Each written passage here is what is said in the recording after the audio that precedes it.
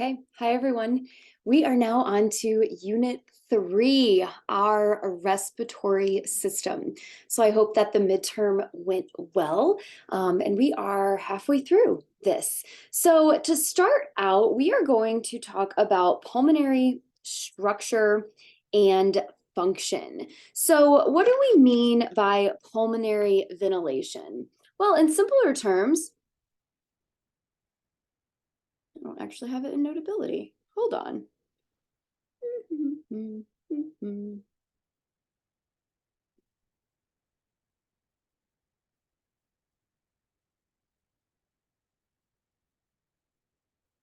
In simpler terms, we just mean breathing. So we are talking about movement in and out of the lungs. So the respiratory system makes sure the body's need for gas exchange. So this idea of gas exchange is really our main focus for this unit, and we'll really get into the details of that soon. We're just trying to lay the foundation right now. So the respiratory system makes sure the body's needs for gas exchange at the lungs and the tissues is possible. And why is this important? Well, we want oxygen available in the blood so that we can produce energy for muscular contraction. It all comes back to generating that ATP so that we can use this energy for muscular contraction. So everything, again, is related. So our cardiorespiratory system. So cardio is going to mean our heart, our circulatory system. That will be our final unit, our next unit in this class. And then obviously the respiratory system, the lungs, breathing, that's what we're talking about right now. So the circulatory system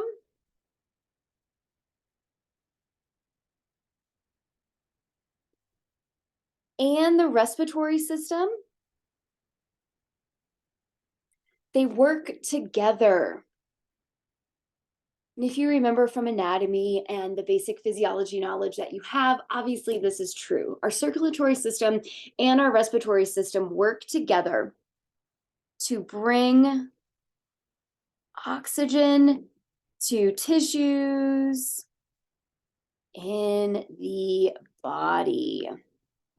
So, what do you think the cardiorespiratory system is primarily responsible for? Think of it in terms of exercise physiology. It is primarily responsible for aerobic capacity. So we want to have an increase in the capacity of the cardiorespiratory system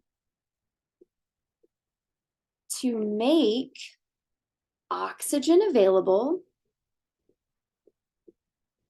so that we will have more energy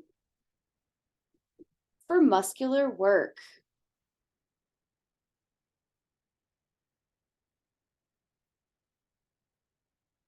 So the respiratory system is going to be comprised of the lungs primarily, and this oxygen is moved in and out of the lungs through the conducting zone of the lung tree. So there's two important things I want you to remember about the conduction or the conducting zone. Two important things this zone does. One, it will warm the air. So it will bring atmospheric air to body temperature. We'll talk about exercising in the cold. Those that are local to Laramie, though not in the summer because it's been beautiful lately, but in the winter when you go out for a run and you breathe in that really cold air, I've never felt this any other place other than Laramie. where that air is still so cold when it hits your lungs that it truly takes your breath away. You're not able to breathe because it's so cold here. But the important thing that the conduction zone is trying to do is bring that atmospheric air to body temperature. And the second thing that the conducting zone does is humidify. Also, something else we don't have a lot of in Laramie is humidity. So we are really working at that altitude disadvantage, if you will. It's cold, it's not humid. I mean, those of us that work out outside in Laramie truly are physiologically amazing. So humidify. So we want to filter the air as it passes through the nose, the mouth, and the trachea. So our mechanics of ventilation, we just talked about the conducting zone, and now we are going to introduce our other zone, which is the respiratory zone. So the conducting zone, we are going to warm and humidify. The components are going to be the nose, the mouth, the trachea, the bronchial tree, the bronchioles. Whereas the respiratory zone, this is where gas exchange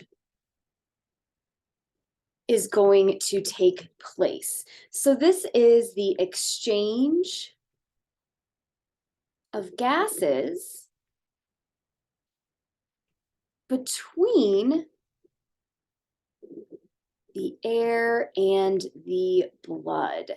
And the components of this will be the respiratory, bronchioles, and the alveolar sacs. So make sure you understand the difference between the conducting versus the respiratory zone. So in continuing talking about the differences, we know that separation of human lung tissue is separated into a series of discrete zones. So the conduction zone is zone 1 to 16, and then we have transitional and respiratory zones. And this is depicted by the picture here on the left. I won't ask you specific questions about zone numbers, but this information is here if you would like to dive into it a little bit more. So really the important take-homes from this is as air reaches the smaller air passages in the respiratory zone,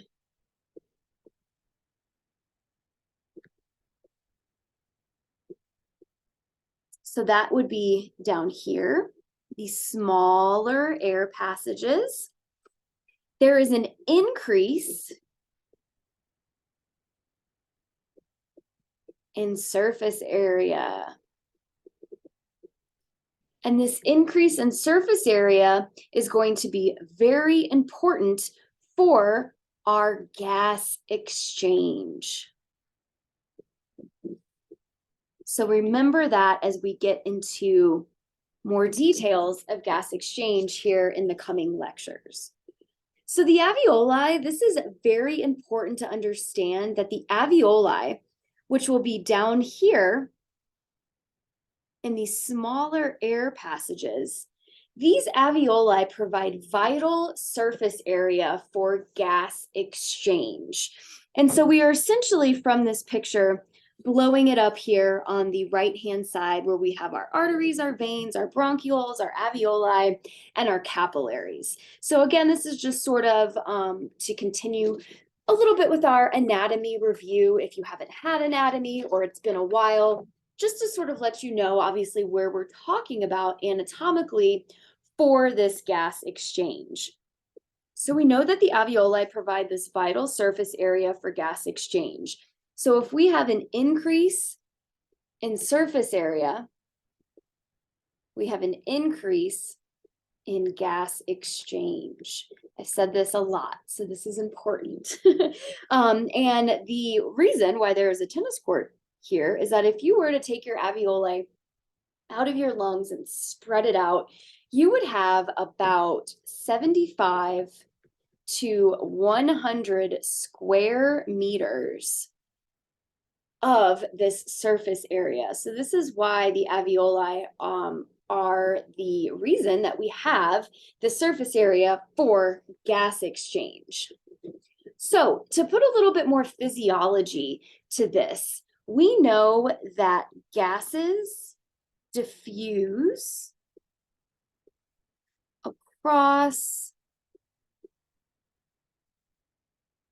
an extremely thin barrier of the alveoli and capillary cells.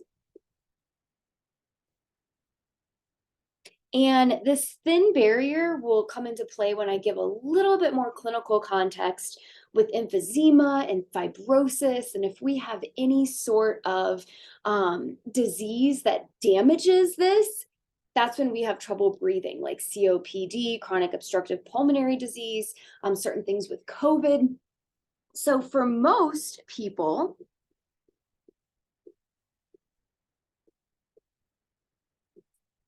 this pulmonary gas barrier does not change with exercise.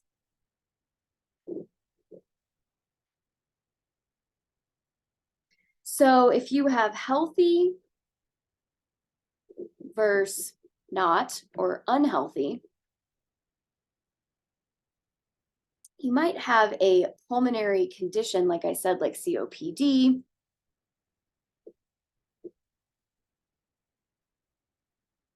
But you really cannot improve lung function very much through exercise. Really only swimmers can improve lung function.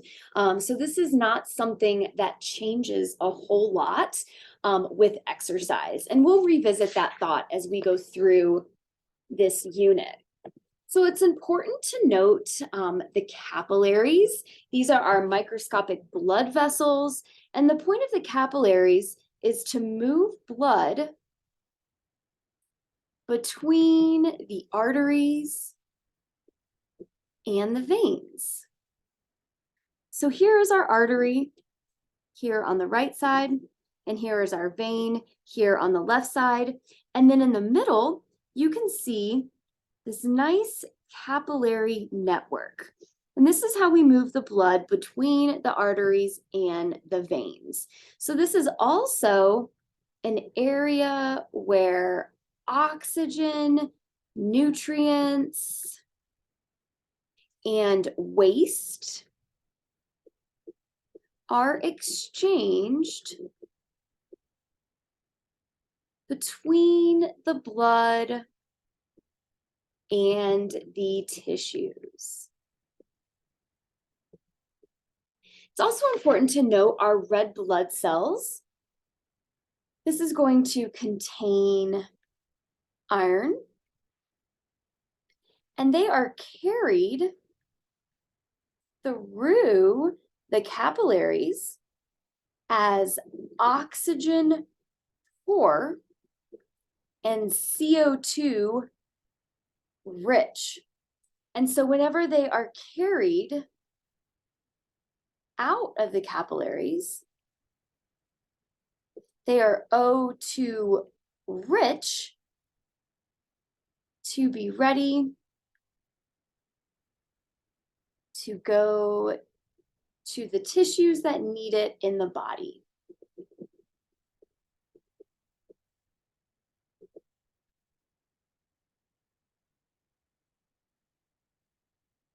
So that's a little bit about capillaries and red blood cells. Again, I'm just sort of setting the stage, giving us a nice intro to this unit. So when we get into some more of the physiological mechanisms, we'll all be on the same page. So the process of diffusion in the lungs, again, we're setting the stage to really talk about gas exchange. So this process by which gas exchange occurs across the respiratory membrane in the alveoli. And we're just gonna write out the steps here very briefly, and we'll go through this throughout this unit. So oxygen is brought into the lungs. So at this point, we've already gone through the conducting zone where we have warmed and humidified the air. And then this oxygen is going to travel to the alveoli.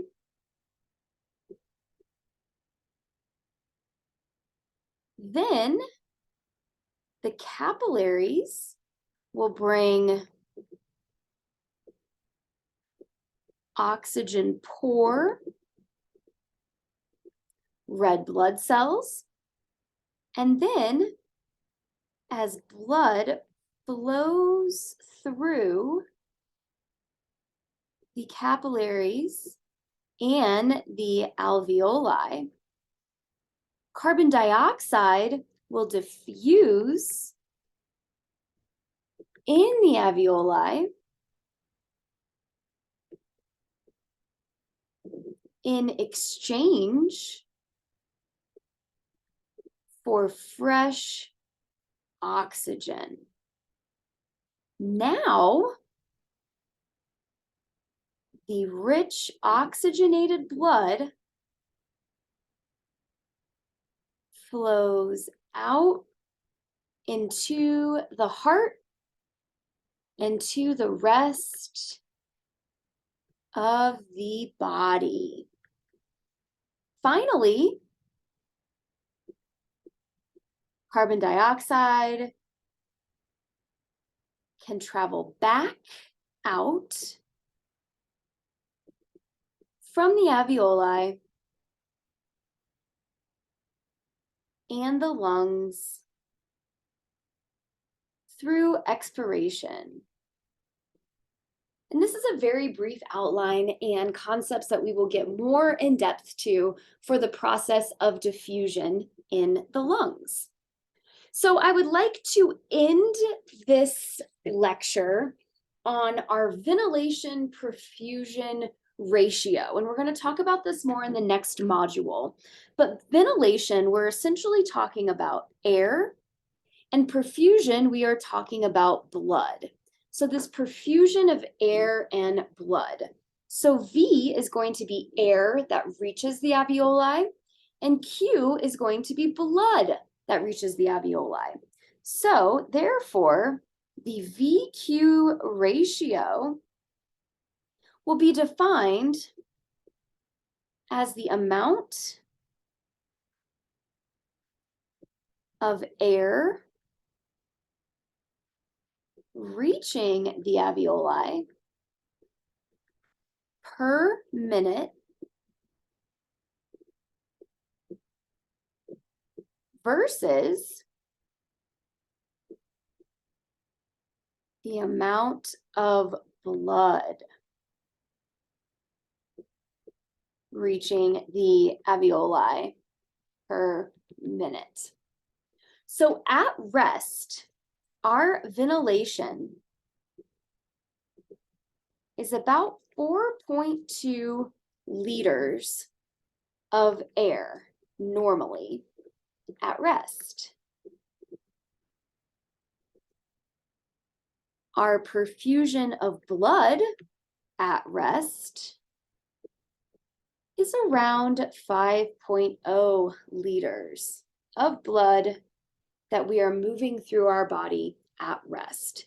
Therefore, since we are talking about a VQ ratio, that will be 4.2 divided by 5.0 will give us 0.84 liters. So this means that the alveolar ventilation is 0.84 liters that matches pulmonary blood flow. and we will talk more about this in the next module. So today we set the stage for our third unit, the respiratory system and pulmonary physiology. So we talked about anatomy and sort of remembering some of the respiratory terms that we've heard.